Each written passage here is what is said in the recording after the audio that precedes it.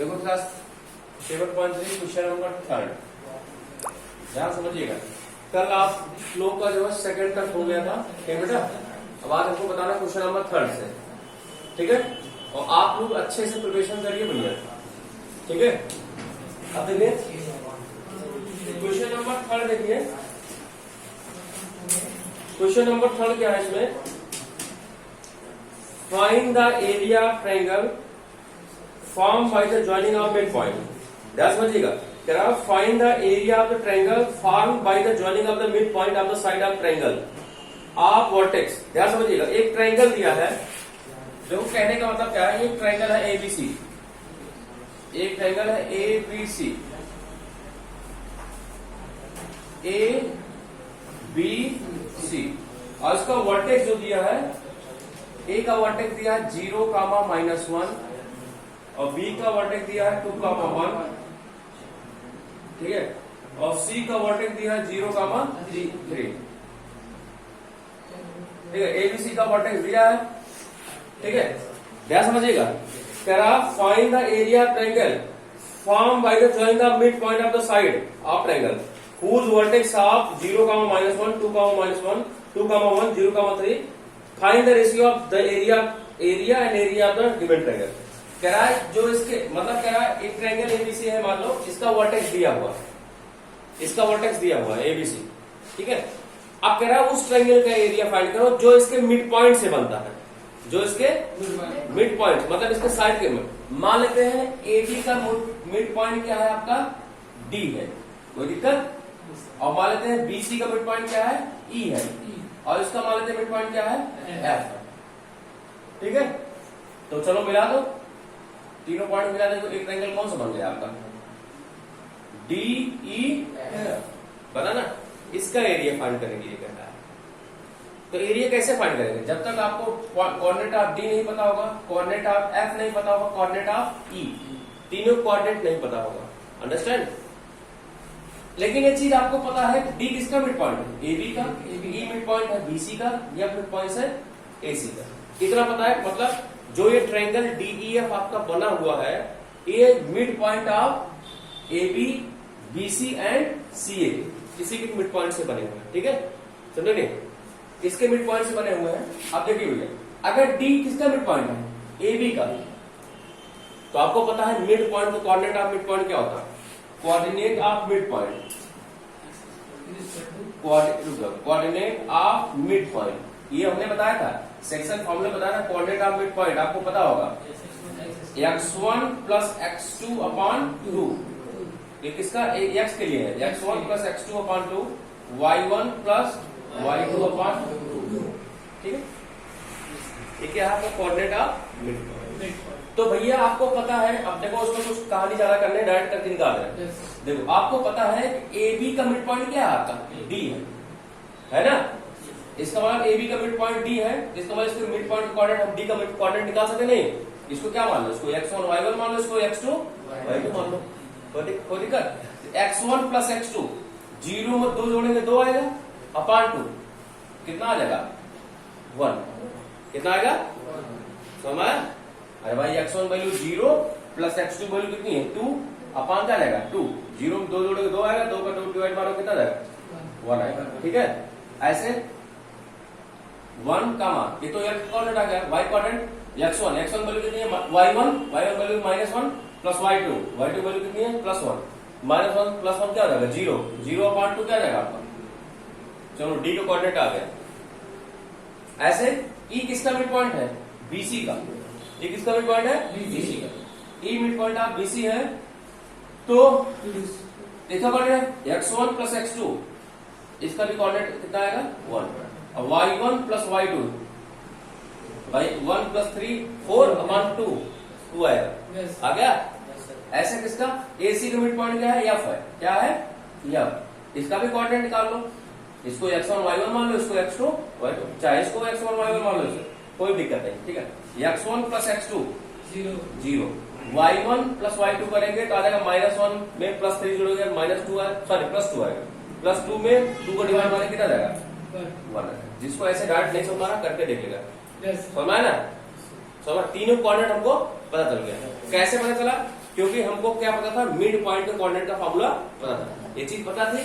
D किसका mid point है, A B का, ई किसका मिड पॉइंट है, ए सी का, और इसका मिड पॉइंट क्या है। अब देखो आपको इस ट्रायंगल का एरिया निकालना, किसका, डीई एफ का, कोई दिक्कत, डीई एफ का एरिया निकालो। देखो ट्रायंगल ऐसे कुछ डीईएफ मैं बना दे रहा हूं, ऐसे कुछ बना हुआ डीई एफ, ऐसा था, ठीक है, ऐसे बना हुआ है, यहाँ पे डी है, यहाँ पे क्या है, ई है, यहाँ क्या है, एफ है। डी कोऑर्डिनेट क्या है, अभी आपने निकाला 1,0, इसका कोऑर्डिनेट क्या है 0,1, इसका कोऑर्डिनेट क्या है 1, या फिर यहाँ पे है, ठीक है, और ई यहाँ पर, ठीक है, इसका कोऑर्डिनेट कितना आया है, इसका कोऑर्डिनेट आया क्या 1,2, ठीक है। अब इसका एरिया निकालना है, इसको क्या मान लो, इसको मान लो x1 y1, इसको क्या मान लो x2 y2, इसको मान लो x3 y3। Area triangle DEF, area triangle DEF, area of triangle DEF, formula क्या होता है 1/2 x1 ब्रैकेट में होता है y2 minus y3 plus x2 y3 minus y1 plus x3 y1 minus y2, ऐसा होता है, वहां आ रहा उधर तक, ठीक है, इतना होता है फॉर्मूला, निकाल लो 1/2, x1 वैल्यू कितना आ रही है, x1 वैल्यू आ रही है 1, y2 वैल्यू कितनी है 1, माइनस y3 वैल्यू कितनी है, y3 वैल्यू है 2, ठीक है,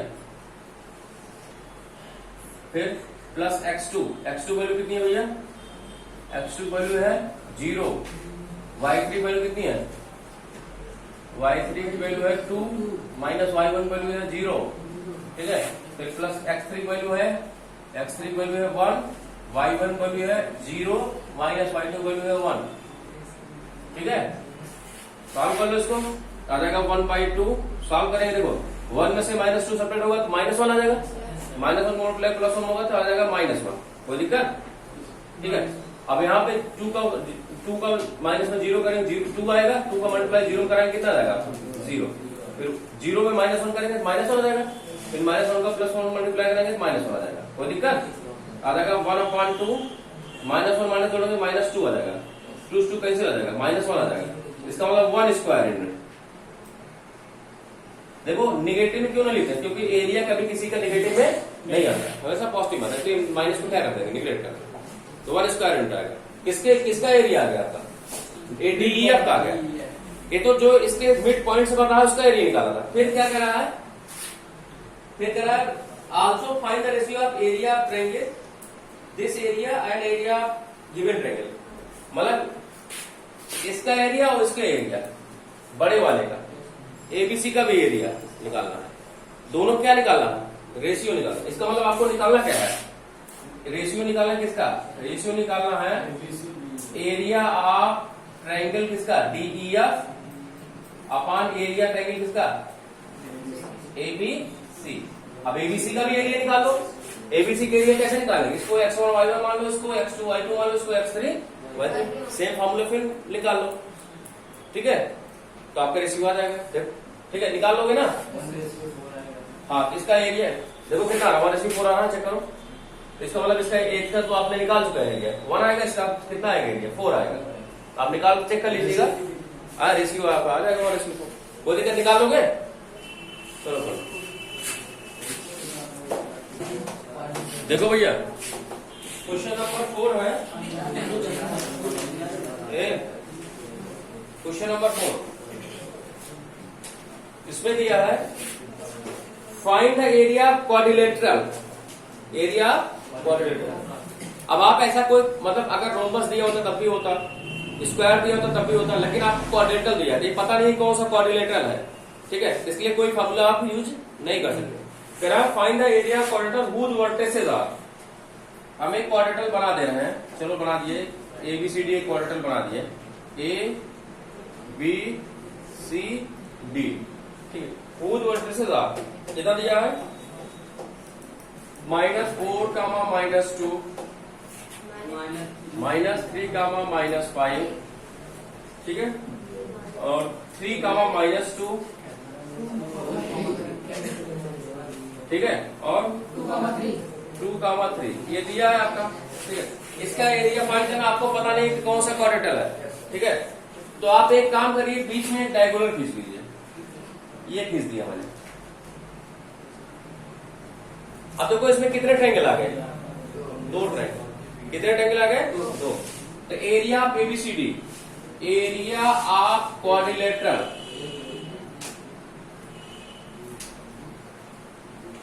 एबीसीडी की जो वैल्यू किसके बराबर होगी, वो एरिया इस ट्रायंगल प्लस एरिया इस वाले ट्रायंगल। इसका मतलब एरिया ऑफ ट्रायंगल किसका, एरिया ऑफ ट्रायंगल कौन सा ट्रायंगल है भैया, A B D, area of triangle A B D plus area of triangle कौन सा भैया, D B C, D B C. दोनों के एरिया निकाल लो, ऐड कर दो। कैसे, जब किसका एरिया निकालेंगे, ए बी डी का एरिया निकालेंगे तो x1 y1 ये बन जाएगा, x2 y2 ये बन जाएगा, x3 y3 ये बन जाएगा। जब आपका डीबीसी एरिया निकालेंगे तो x1 y1 ये बन जाएगा, x2 y2 ये बन जाएगा, x3 y3 ये बन जाएगा। चलो निकालो, इसका एरिया निकालो, इसका एरिया, दोनों का एरिया निकाल के ऐड कर दो, जितना आएगा वही क्या जाएगा, पूरे क्वाड्रेटल का एरिया आ जाएगा। Any problem?